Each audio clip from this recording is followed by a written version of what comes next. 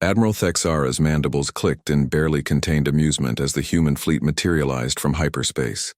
Through the crystalline viewport of her flagship, the Eternal Dominion, she observed what could only be described as a museum exhibit come to life. The human vessels looked like ancient relics, angular, brutish things of metal and composite armor, bristling with what appeared to be primitive projectile weapons. By the Seven Suns, her tactical officer, a sleek Vortani named Zilth, chittered with laughter. Are those kinetic cannons? Do they expect to ram us to death? The Galactic Defense Coalition had been preparing for this moment for 3 standard years. Earth, the newest member of the galactic community, had finally been deemed ready to contribute to the war against the Scourge, a relentless machine intelligence that consumed entire star systems. Every civilized species had contributed their finest.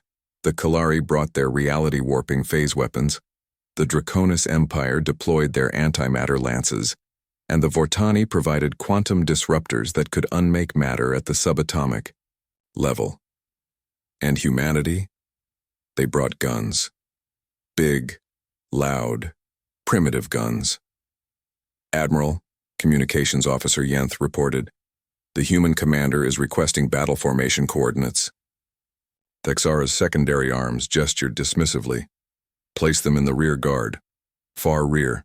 We cannot afford to have their quaint vessels interfere with proper military operations. The human fleet, a mere 50 ships compared to the Coalition's 1,000, dutifully moved to their assigned position. Their vessels were dwarfed by the sleek, energy-shielded warships of the advanced races. Where Coalition ships gleamed with force fields and exotic matter, the human ships looked like flying fortresses of raw steel and ceramic plating. The Scourge arrived 3 hours later. They came as they always did, a writhing mass of geometric nightmares, their crystalline forms shifting and reforming as they flew. Their ships were living mathematics, defying conventional physics with impossible angles and surfaces that hurt to perceive directly. Energy weapons from the Scourge could phase through any known shielding, and their matter disintegrators could reduce entire dreadnoughts to component atoms. All ships engage, Thexara commanded. The Coalition fleet opened fire with devastating precision. Quantum disruptors tore reality apart in brilliant cascades of light. Antimatter beams struck Scourge vessels, causing explosions that briefly outshone nearby stars. Phase weapons shifted through dimensions to strike at the enemy's core systems, and achieved absolutely nothing. The Scourge had adapted. Their ships absorbed the energy weapons, their crystalline structures shifting to deflect the exotic matter attacks. Phase weapons passed harmlessly through their targets as if striking empty space. Within minutes, the Coalition's most advanced warships were being carved apart by return fire that ignored every defense they possessed. Impossible, Zilth shrieked as his console exploded in sparks. They've countered everything. Quantum coherence is failing across all systems. The Scourge had studied them well. Every energy signature, every exotic particle beam, every reality-altering weapon, all of it had been analyzed, understood, and rendered obsolete. The galaxy's finest military technology was worse than useless. It was expected. As Coalition ships began to fall like burning rain, a new voice crackled across all frequencies. It was calm, measured with a strange accent that marked it as definitively human. Admiral Thexara, this is Commodore Sarah Chen of the UES Indomitable, requesting permission to engage. Human vessel, withdraw immediately, Thexara commanded, as another Kalari cruiser disintegrated around her. Your weapons cannot possibly— Ma'am, with respect, they haven't seen our weapons yet. Before Thexara could respond, the human fleet surged forward. Their ships moved with surprising grace for such ungainly-looking vessels, and as they closed distance with the Scourge, something unprecedented happened. The humans opened fire. But these weren't the kinetic weapons the aliens had expected. These were railguns accelerating tungsten penetrators to significant fractions of light speed. Magnetic acceleration chambers launched projectiles with such velocity that relativity itself became a weapon. And behind the tungsten rounds came something far more terrifying. Projectiles that weren't exotic matter or energy at all, but simple, stupid, honest metal moving very, very fast. The Scourge had prepared for everything except the unexpected return to basics.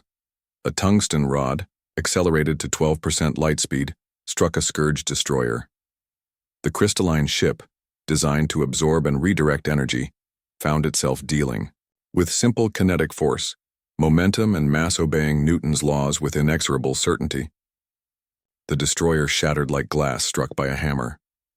Impossible, Texara whispered, watching in amazement as the human fleet carved through Scourge formations with methodical precision. Another human weapon revealed itself, fusion-pumped, X-ray lasers that use nuclear explosions to generate directed energy bursts. Not exotic particles or quantum effects, but simple photons backed by the fundamental forces of stellar physics. The Scourge had no adaptation for weapons that were simultaneously crude and sophisticated, primitive yet precisely engineered. Commodore Chen's voice cut through the chaos again. Sometimes the old ways are the best ways, Admiral. The galaxy spent so long making weapons complex, you forgot to make them effective. As the human ships pressed their attack, their true nature became clear. These weren't museum pieces, they were deliberate design choices. Every human vessel carried backup, systems for their backup systems, manual controls when computers failed, mechanical components when electronics were compromised. They had built their fleet to fight enemies who could adapt to any technology by using technology so basic, so fundamental, that adaptation was impossible. The Scourge, for the first time in recorded history, began to retreat. Admiral Zilth reported, his voice filled with newfound respect. The Scourge formation is withdrawing. The humans they've actually done it. Texara stared at the tactical display, watching as 50 human ships chased 1,000 Scourge vessels across the system. She thought of her earlier dismissal, of the Coalition's casual arrogance, and felt something approaching shame. Communications, open a channel to Commodore Chen. Channel open, Admiral. Commodore, I owe you an apology, and an explanation, for our poor formation placement. Chen's laughter was warm, entirely without malice. No apology needed, Admiral. Sometimes you have to let the galaxy underestimate you. It's the only way they'll learn that humans don't just think outside the box. We throw the box away and build something better. As the human fleet regrouped, their battered but unbroken ships forming a protective screen around the surviving Coalition vessels, Texara made a mental note. In her report to High Command, she would recommend a complete strategic review of humanity's role in the Galactic Defense Network.